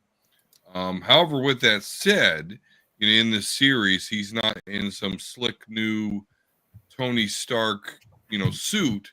He's very low tech, where he's got an obvious some sort of tank that he carries on the back of him in order to shoot his webs. So they're going away from the Tobey Maguire, hey, it's just coming out of you like other white substances that come out of people, particularly males. So that really didn't hit me until the second episode, though. I felt the first one was a little bit preachy. I don't know how I feel about the new origin, as Tim mentioned. This spider thing kind of came out of Portal instead of it just being a radioactive spider. So that definitely is going to be the biggest pivot point there from his origin in the comic books. Outside of that, though, they went really quick into like, hey, he was bit by this alien spider, and boom, here he is. Now he's Spider-Man. Like they went light speed between those 2 moments. So I was a little bit confused. But overall, though, I felt the second episode was a very good representation of the character of Peter Parker and Spider-Man. Now, with that said, that's right, 500-pound elephant in the room. I'm going to address you. If you're not a fan of race and gender swaps, you're going to be upset by this series. I can already tell that. I personally don't care. I think it worked just fine. But if you're a part of that group, probably didn't like the acolyte too much. There's a Venn diagram there, and you guys intersect. But again, if you don't like race and gender swaps, you might be aggravated by this series. I personally wasn't. I thought it was pretty good. Okay. I don't believe you Why- There went you go, there. Dave. The Spider-Man fan. Let's go. Can I ask a question? Why did you think it was preachy? Well, I didn't think it was preachy. That's why I was kind of no, curious. why Don thought it was preachy. I thought the first episode had some liberal talking points. Definitely seemed like they made this one before the election results. With that said, guys, politically, and cue up T'Challa if you want. Listen, What are you doing? We don't do that here. I believe in universal health care and the Second Amendment. So go. I don't understand what the liberal points were. Okay. Okay. Wait, do I have to repeat myself? Do I have to repeat myself? What are you doing? We don't do that here. Yeah. Love it. I don't think it was preachy. I don't, and I'm usually with you, Don, on that stuff. I don't care about the race and gender swaps. Like they've done that before. They can be bad though, right, Dave? Like they can be bad, but this didn't seem to matter. Dr. Connors is a woman now. Like, okay, I don't, whatever. There is an argument to be made that there are probably more African Americans, especially in the inner city in New York, than there are other races. So maybe that makes more sense to people. Like, okay, fine. And it's not even a lot of the same. You don't have your normal Betty Brant and Flash Thompson. They're all different characters who end up being Tombstone and the Lizard and all of that fun stuff that's coming in the future for this show.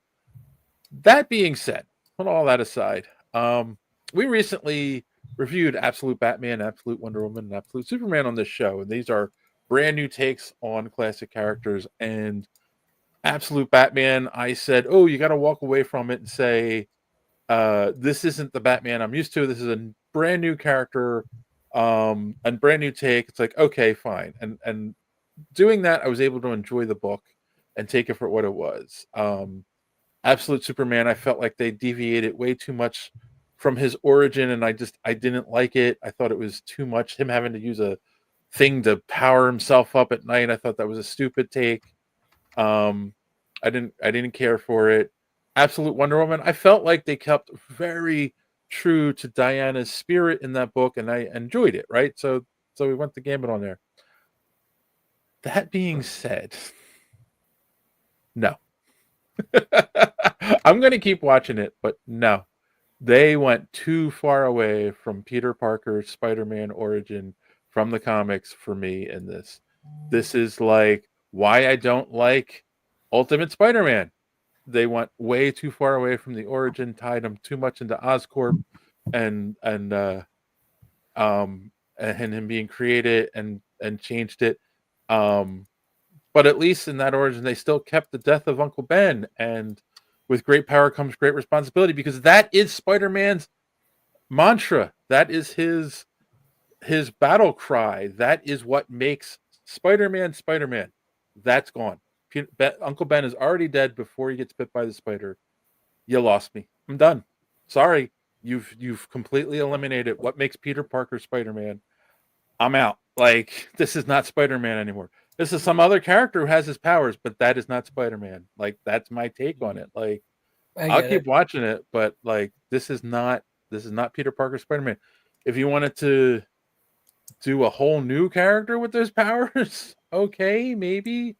And the fact that they've changed everyone to try to like do a fresh take, like, okay, fine, just put other people in his life to change where he goes, but still, you got to keep great power, great responsibility. You've lost that. You've lost you lost the plot that fast. You don't know that it didn't happen. I think they I know do that know it happened. It's the whole point is he gets the powers and decides he wants to use the powers to make money for his family by doing the wrestling, or actually to get a car.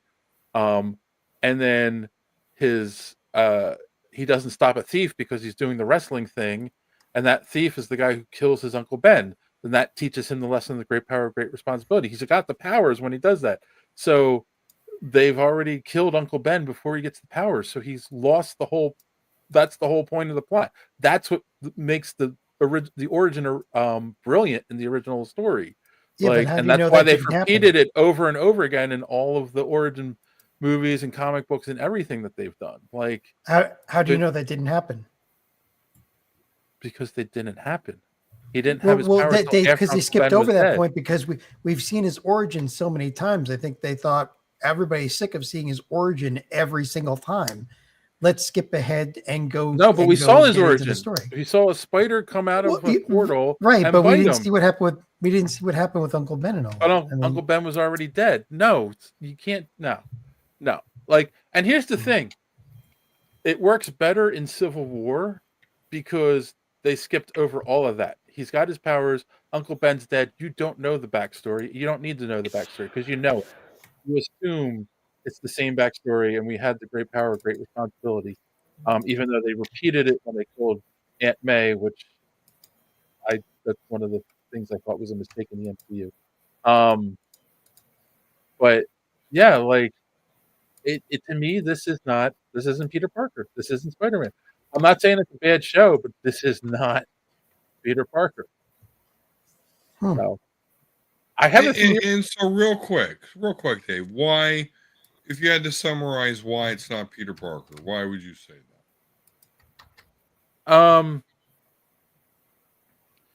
Because I think what makes him a powerful character in fiction is the lesson.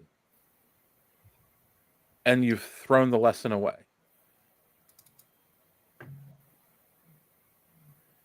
So without that, it's not the same character. It's not the same story. Right. This guy, yeah. So Emery Guns. It's Marky Mark. Yeah. Hi, Mark. Right. Yeah. So yeah, but he's got a point, so the story changes when he learns responsibility in a different way. It's the same reason I hate Spider-Gwen. So it is. You just don't mess with that story. That's the story. Even in Ultimate Spider-Man, they kept it. Eventually they killed Peter and Miles took over, and that was a well done story as well. But yeah, and that's the whole point. We're all allowed to like what we like. But here's a theory I have, and we talked about the spider coming out of the portal, and everyone's going, "Oh, that's a creature from another dimension." Doctor Strange never says that. We all know that Doctor Strange has the eye of Agamotto, and in the MCU, and in this one, obviously, he can use it. It's got the time stone in it. He can control time. Maybe that's a creature from the future. That's Venom powered up, and somehow that spider is part of Venom, and that's how Peter gets his powers. So it's a time paradox. Is that what you want in your Spider-Man series, Dave? Well, I want a true representation of Spider-Man. So, yeah, since this isn't Spider-Man to me, they can do whatever they want. Okay, all right. Well, there you have it.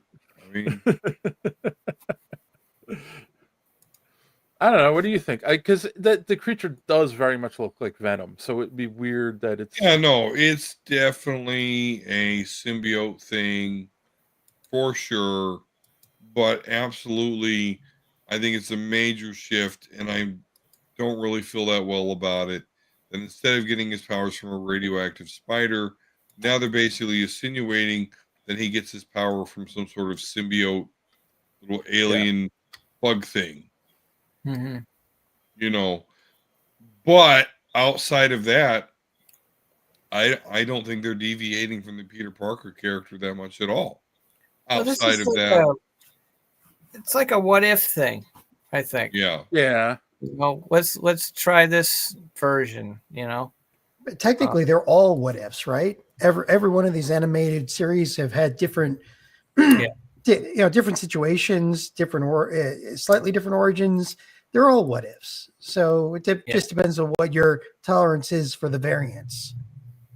You know. You know, they should have had the spider bite him in his perineum. You know, that would be something different. Really. So there's only so much variance that we can tolerate. It's like, hey. Hit him in the chin rest. That's right. Yeah. I went the Latin route. But I have a kiss your chin rest, honey. Yeah. You don't know what that means? Yeah, I know.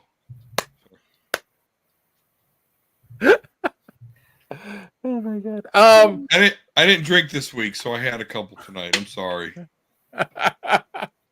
Where was I going? Okay, so the argument of he can't learn. Here's a question. Okay, correct me if I'm wrong, but let's be honest. 99.9% of the people in the world, if they suddenly were bitten by a radioactive spider or got hit with gamma rays or whatever, and were given superpowers, especially if they're a teenager, they're going to find a way to use those powers to benefit themselves. By jerking off. No! I'm sorry, John. I really don't want you to hate me. I swear. I don't hate you. So I could never hate you, and that's Don, again because that's Dark John would take me out. So that is what makes the character relatable, because most people would go and use the power to like better their lives somehow. And then the whole idea is, well, you've got these powers, you can't just use them for fun. He learns the ultimate lesson by losing his father figure in his life. And it's like, okay, because I used them for wrong. In this, it's just, he's just, he makes a homemade costume with a jersey and decides to go fight crime, and there's no explanation on why he's doing it. And it's just like, well, that doesn't work for me, I mean, it's interesting that we're in a world that already contains other superheroes. Obviously, Doctor Strange, they showed Captain America. He mentions Tony Stark. So like, and the arc reactor. So we know all of that exists. It is a full Marvel universe. Right. So I'm just waiting for the X-Men to pop up, because the Spider-Man and the X-Men is a thing. Yes. Yeah. Because technically he was mutated by that bite, but he wasn't born a mutant. And they do have the rights now, Don. Mm-hmm. Yeah. Great Malkin Lane, baby. Let's go. So that's my argument on why like it doesn't work for me, Mark, because I respect your opinion, Mark, but you're wrong. I'm surprised by that, Dave. I thought that you would really, really enjoy this series, particularly by the second episode. I thought they really characterized Peter very well. And here's the interesting thing too, because you mentioned Tim, you mentioned the other suit, and we know from the trailer that he gets the suit from Norman, right? So basically, Norman Osborn's taking the place of Tony Stark in the MCU in this version of the Spider-Man story, and he gives him the suit, and it's very reminiscent of the Future Foundation version of his suit that he wore in the Fantastic Four comic when he was part of the Fantastic Four for a short time after they killed off Johnny Storm.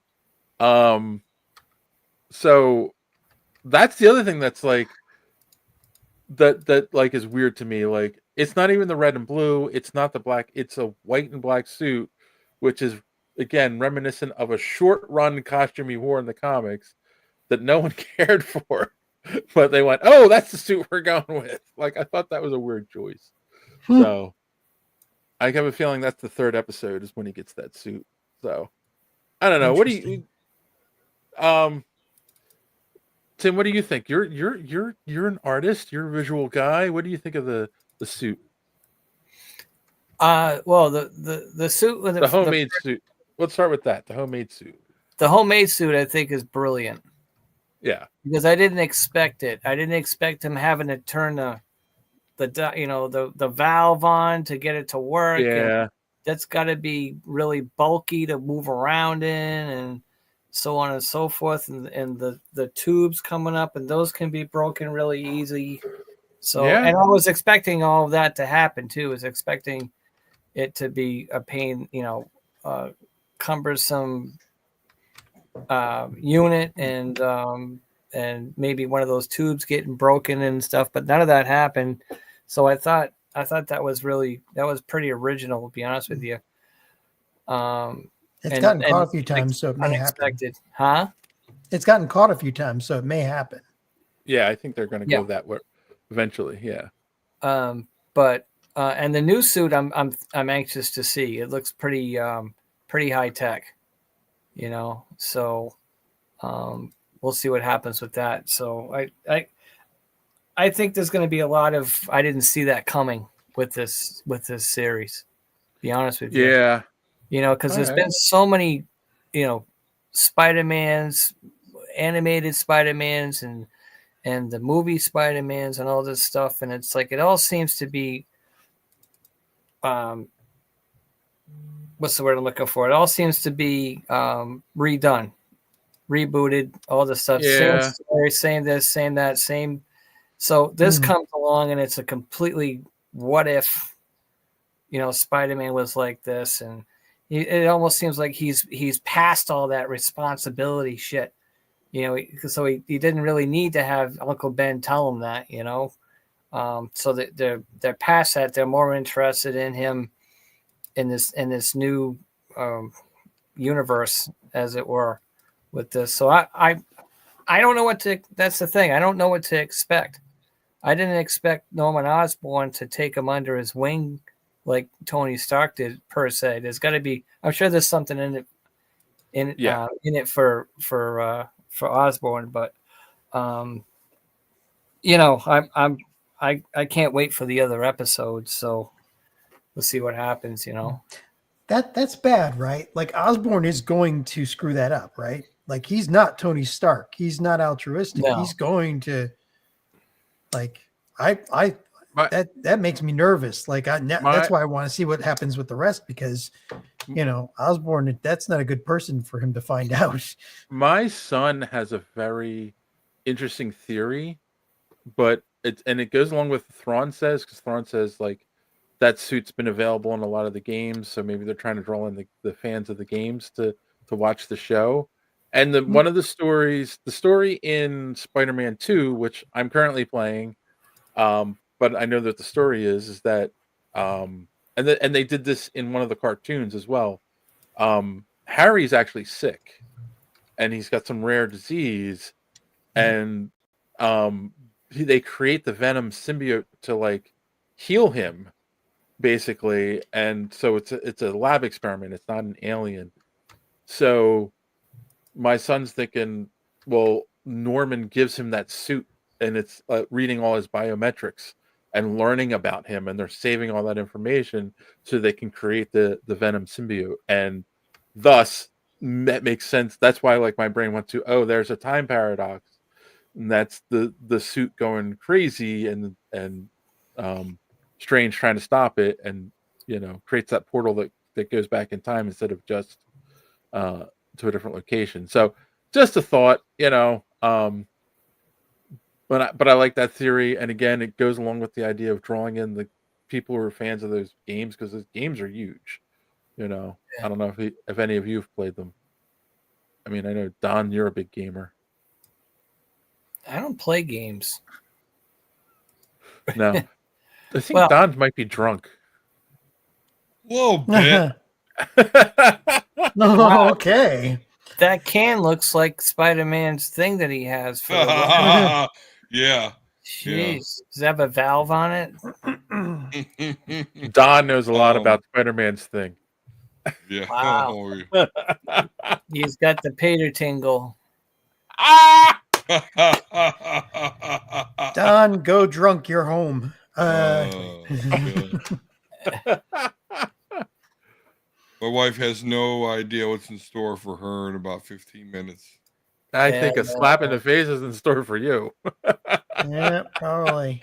Ew. No, not at all. My lovely wife will acquiesce. Okay. Keep telling yourself that. Keep telling yourself that. I know. You're right. It's been a long time since I've acquiesced. Whatever.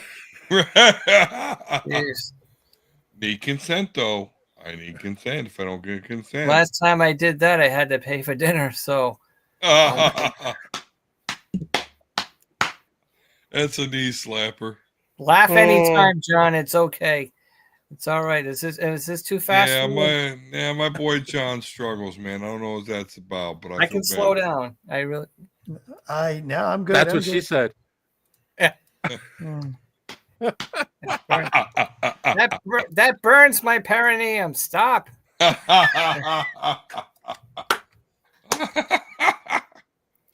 Wow, what time is it?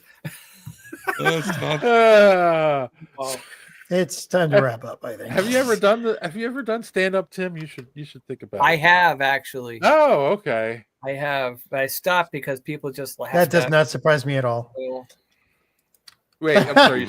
You stopped because of what, Tim? I stopped because people just laughed at me. So I just. That's what they're supposed to do. All right. Damn it, Tim. All right. Okay. All right. John's uncomfortable, so I guess we'll wrap this conversation up a little bit. I mean, are we all going to keep watching it? You know, I'm going to keep watching. I it am. Yeah. interested. Yeah. Yeah. I totally am. I got to tell you, we didn't touch upon this at all, but I love the animation. I love the comic style of this. I love them showing the panels. And honestly, I think the comic book should look like this. Okay. And again, outside of the race and gender swaps, which I don't care at all, I think it's really fun. I do. I thought it was really fun. Yeah. I really had a good time, particularly with the second episode. I'm all on it. I'm on it. It's enjoyable, very much so. Mm-hmm. All right. Lots of fun. I mean, I'm there with love it. Again, I'm curious where the story goes, but it's just not Spider-Man to me. I guess that's the best thing I could say. Like, I don't hate it, but it's not Spider-Man. You know? So. Well, we'll call him Perineum Man. How's that? There you go. Perineum Man. Perineum Man it is. We're going to round that joke out right there. That's going to fit. That's it. We're going to round it out. Round it out right there. Oh, wait. Yep, Sorry. Yep. Please don't shave there. That's fine. I ought to know. All right. It's bring this one difficult in. holding a mirror there. It really is. Just saying. But let's bring this one in for a landing.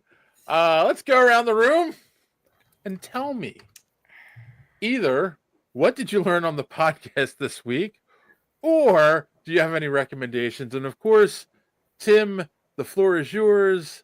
Answer one of the questions or just plug away. Let people know where they can find more sour grapes. Well, I loved being on with you guys. I want to do it again. So it was a lot of fun.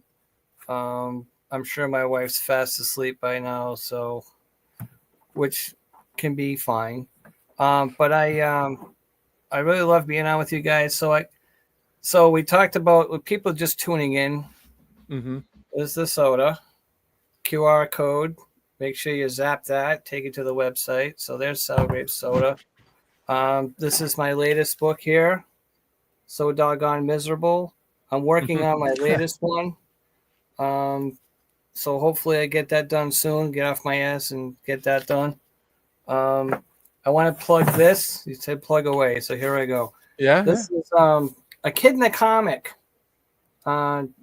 And this is a comic. This is a newspaper with all comics, all of it. Oh. And I'm in here somewhere. I won't open it because it's a pain in the ass, but I'm in here. There's a lot of big shots in this newspaper. You can find this all over the place. Comic shops can subscribe. So this is a lot of fun. And sourgrapescomic.com is the website. You can go on there and see all kinds of fun stuff. And this episode we're going to put on there on my website so people can tune in and see that. There's a list of newspapers on there that I'm in. So hopefully in your area, you could see Sour Grapes in print. And so anything else I need to add? No. I mean, as long as you keep your sour grapes out of your paradigm, I think you're fine. That would sting, I think. Yeah, a little bit. It's a little bit, nothing that some petroleum jelly can't help. All right, Don. Okay. I saw you grab your pussy. You did. Wow. You did. Tell me, did you learn anything this week, or do you have any recommendations for our audience? Yeah, I learned this week, very amusingly, that the Inhumans are nothing other than the Temu version of the X-Men. So I like that very, very much. Outside of that, my recommendations are Marvel Rivals. Again, I say to you, for any of those needing a tank in your squad, if you could please, I don't know, at me on Twitter or something at dsquare72. But just fun game, fun, free game that's on every system. It's cross-platform. Check it out. Yeah, my son's been playing it nonstop since it came out, so he plays it on PC. So I'll give him a gamer tag, and maybe you guys can play Omega level NE, because there's not enough characters for nerds. Omega level NE if you want to friend me. John. Well, I'm gonna do my normal anime recommendations. There's two. I think I might have mentioned this one before. I can't remember, so I'm going to mention it again. Magic Maker: How to Make Magic in Another World. It's about a guy who, gets isekai'd to another world, and there's magic there, but nobody knows how to actually use it, and so he's learning step by step how to become a wizard. But he'll be the first, and it's done really, really well.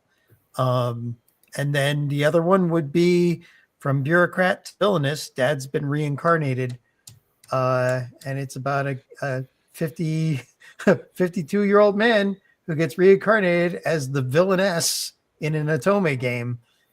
So an Otome game is that one where you go in as the main character and you have to romance several characters in the game.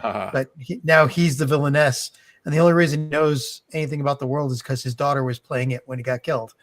So he's like, playing it as the villainess as a 52-year-old man, and it's hilarious. So there you go. All right.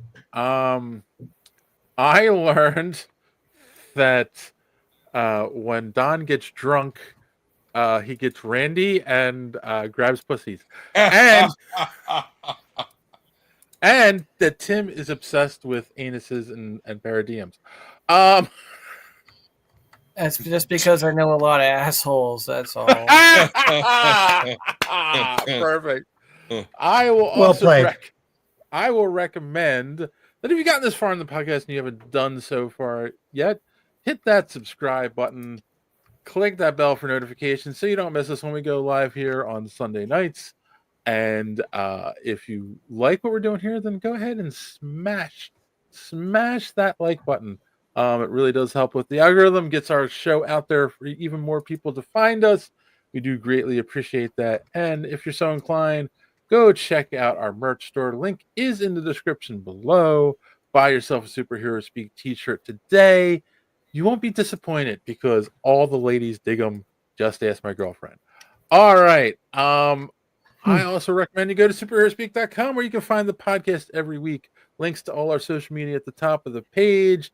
Comic book reviews, the comic book reviews that we have been putting on YouTube and Instagram and all those fun places are now also available on the website under the review section. So go check those out. I don't know what I'm reviewing this week yet. I have like 3 books in my inbox, and Don has been smashing it with his book reviews too. So yeah, go check those out. If you're here on YouTube, you don't want to go to the website, just look in our playlist. There is a comic review playlist there. And that is it. I don't have any recommendations. Oh, wait, you know what? I do. My girlfriend and I watched an old movie that I'd seen before. And I love it though. The Greatest Showman, starring my man crush, my ultimate man crush, Hugh Jackman, playing P.T. Barnum. It's an old Disney movie. It is a musical. And in fact, my girlfriend even said, "You're gay for Hugh Jackman." I'm like, "Yeah, I am. I'm not gonna lie. He's a handsome man."